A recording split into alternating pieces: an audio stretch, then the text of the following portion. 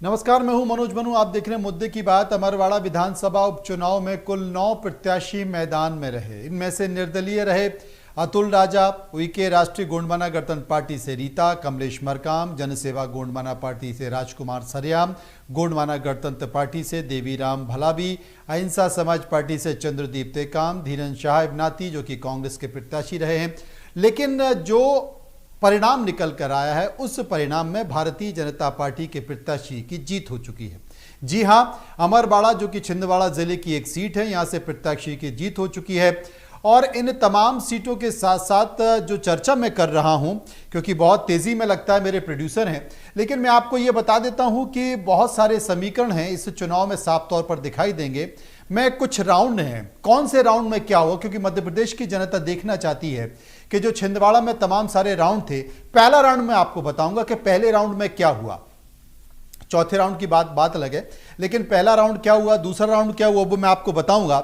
लेकिन बहुत सारे समीकरण थे, उन्हें समीकरणों के जरिए मैं आपको बताता हूं कि क्या स्थिति है।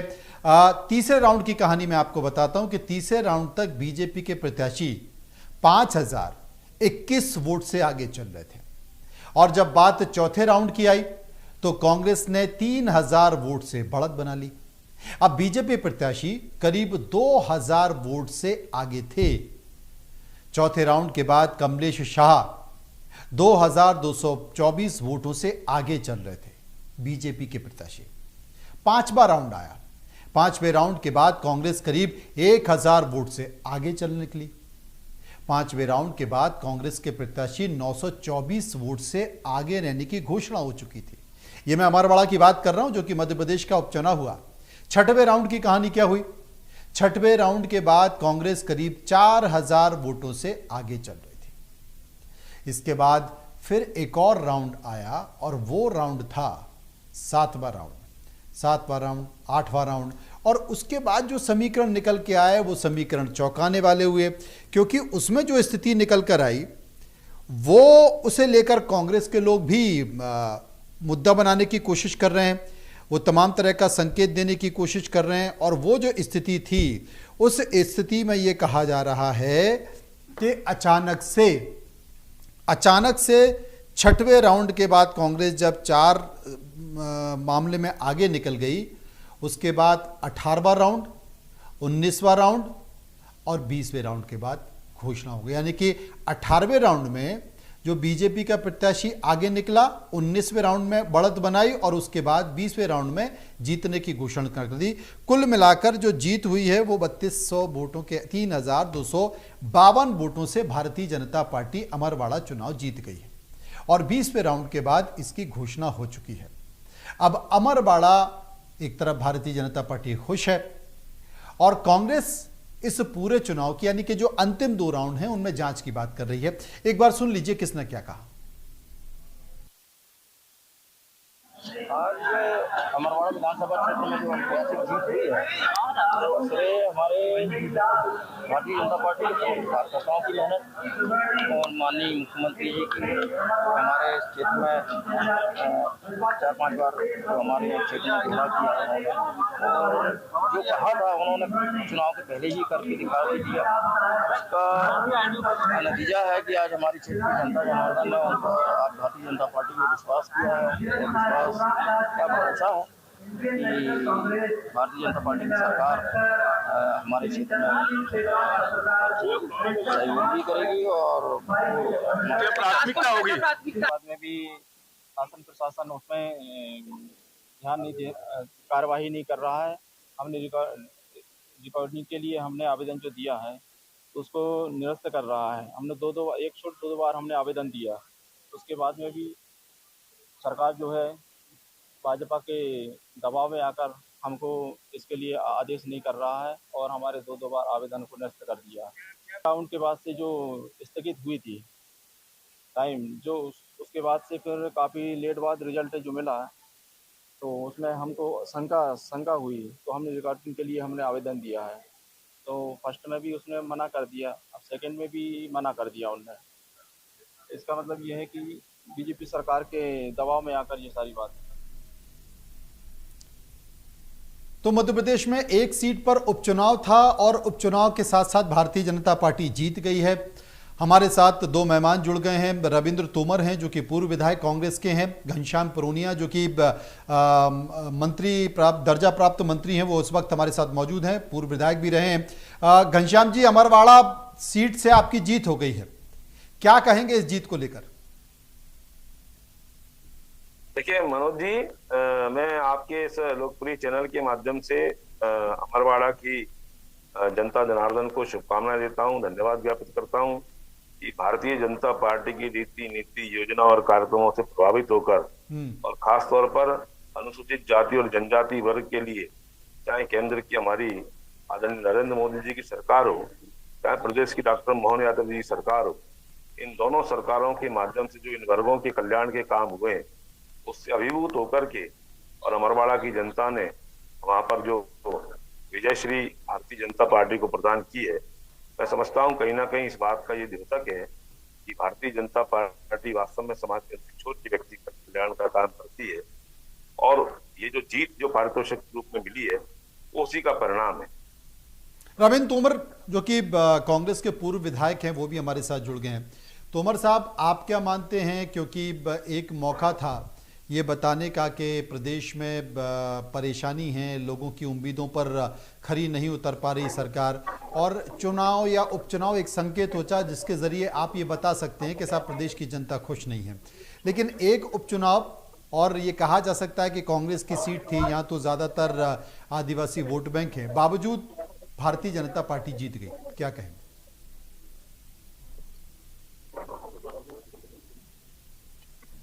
तोमर साहब, मेरी आवाज आ रही है?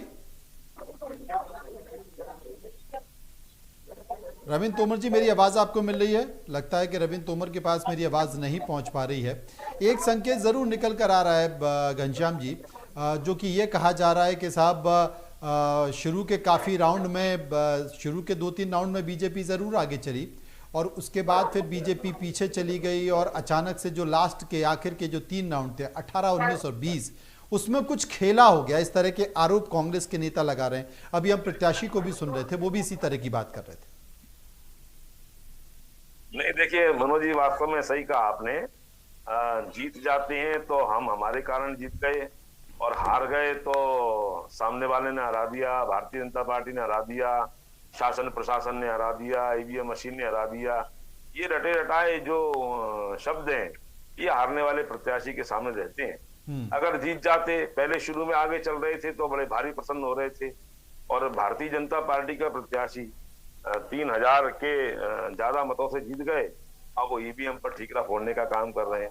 तो कांग्रेस के लोगों से तो मैं यही निवेदन करना चाहता हूं कि अगर ईवीएम ही हरा रहा है तो 99 तुम्हें लोकसभा में प्राप्त हो गए, तो 99 सीटें लोकसभा में मिल गई तो आप खुशी खुशी फुदक रहे हो, वहां आपको अच्छा लग रहा है।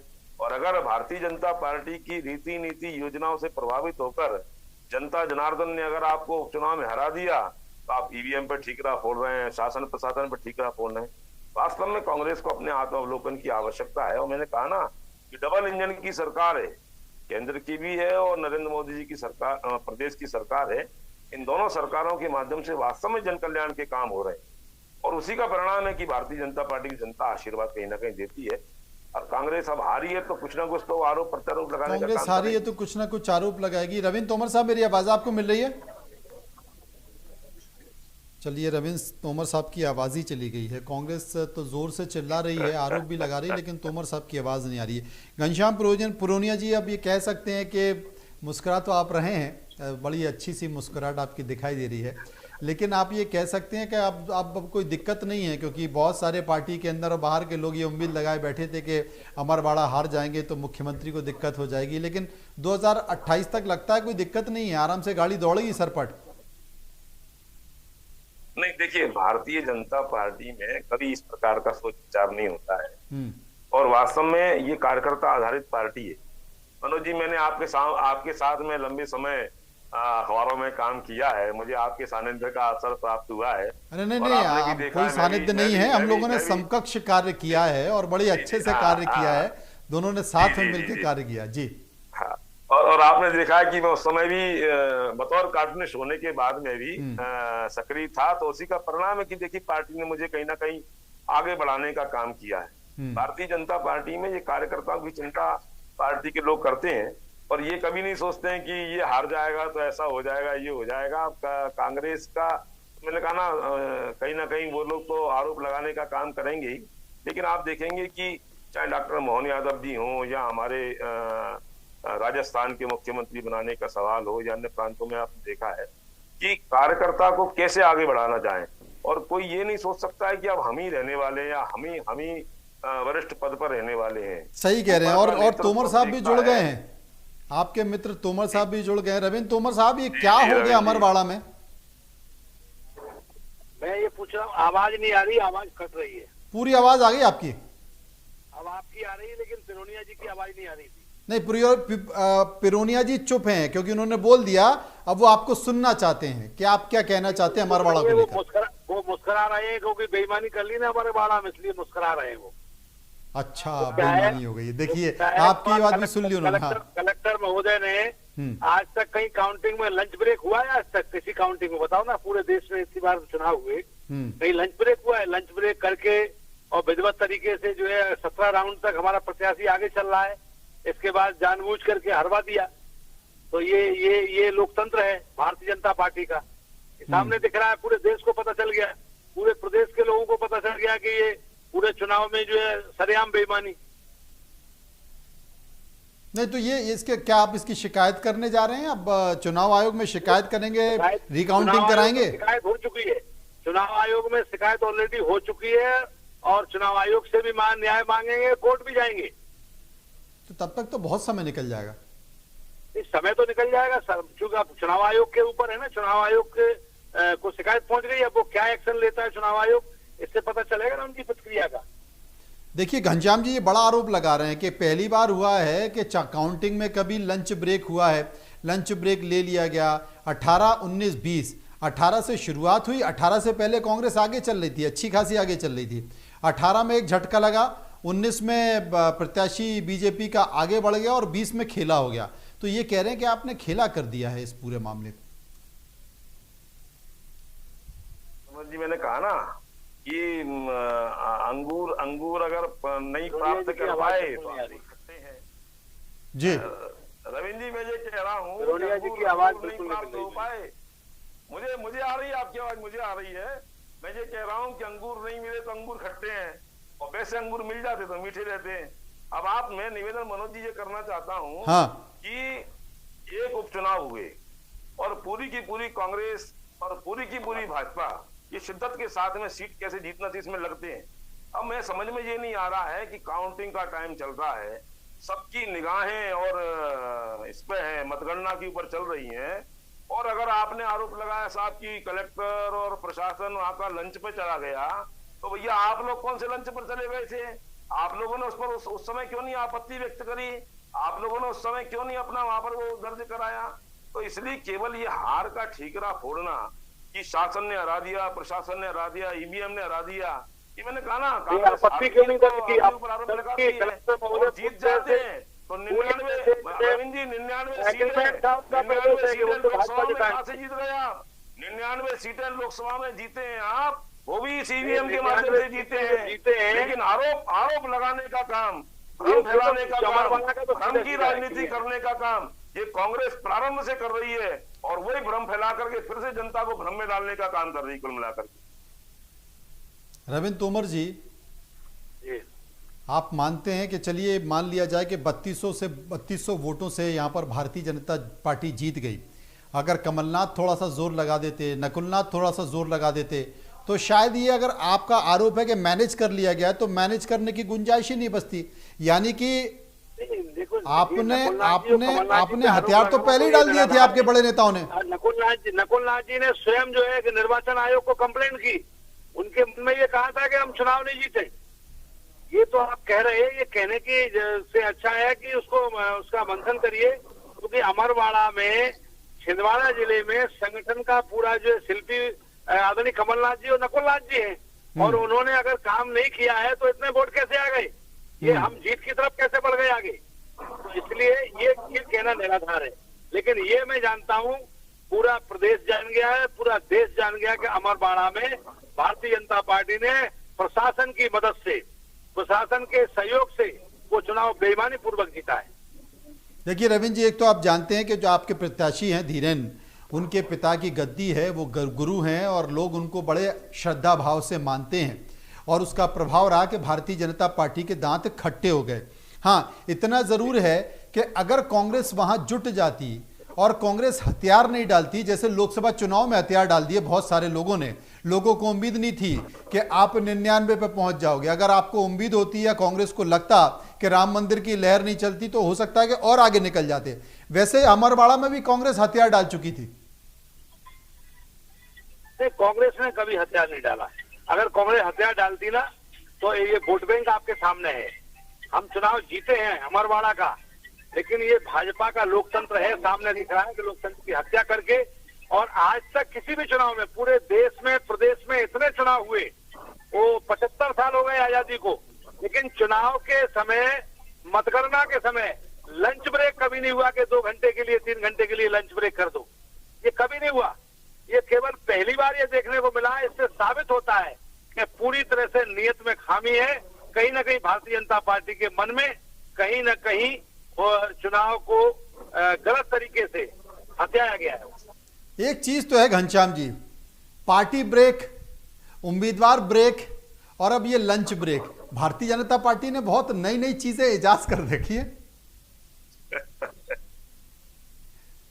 देखिए मनोज जी, आपने सही कहा कि भारतीय जनता पार्टी ये नए नए आयाम, नवाचार ये करने का काम करती है और इन्हीं सब कारणों से आज भारतीय जनता पार्टी विश्व का सबसे बड़ा संगठन आधारित दल बना है, कार्यकर्ता आधारित दल बना है। हाँ, ये बात तो सही कह रहे हो कि सबसे ज्यादा बढ़ गया, क्योंकि 3 लाख तो कांग्रेस ही आपकी पार्टी में आ गए।